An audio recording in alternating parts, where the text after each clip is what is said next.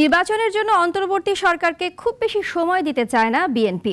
দলের মহাসচিব মির্জা ফখরুল ইসলাম আলমগীর বলেছেন, দ্রুত সংস্কার ও নির্বাচনের রোডম্যাপ না দিলে আন্দোলনের উদ্দেশ্য ব্যাহত হবে। রাশেদুল কাদেরের রিপোর্ট।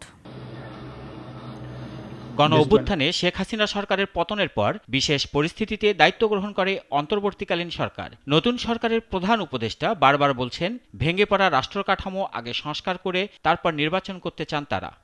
এখানে প্রাণ দিয়েছে তারা। সাধারণ মানুষ সংস্কার চাইলেও রাজনৈতিক দলগুলো বলছে, রাজনৈতিক সংস্কার রাজনৈতিকভাবেই করতে হবে।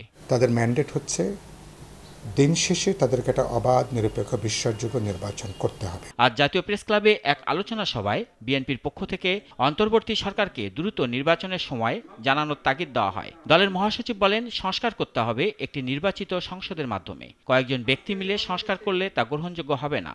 আমি বিশ্বাস করি জনগণের অংশগ্রহণের মধ্যে দিয়ে তাদের মাধ্যমে কিন্তু সেই সংস্কার আসতে হবে।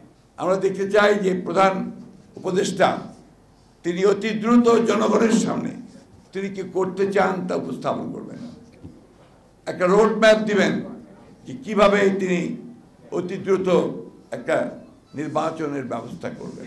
সরকারের সাথে দলগুলোর এজেন্ডা ভিত্তিক কোনো আলোচনা হয়নি, তবে দলগুলো সরকারকে তাদের মতামত জানাতে চায়। এই বিপ্লবকে যেন সুসংগত করা যায়, প্রতি বিপ্লব যেন না ঘটে, এবং ইতিমধ্যে যে চক্রান্ত রকম কথাবার্তা উঠে আসছে মানুষের মধ্যে, সেগুলোকে যেন আপনার প্রতিহত করা যায়, সেগুলোকে পরাজিত করে এই বিপ্লবের চেতনাকে যেন আমরা সমুন্নত রেখে একটা গণতান্ত্রিক বাংলাদেশের দিকে যেন এগিয়ে যেতে পারি, সেই বিষয়টা তাদেরকে সবসময় স্মরণ রাখতে হবে।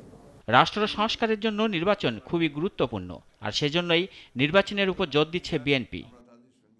রাশেদুল কাদের, নাগরিক, ঢাকা।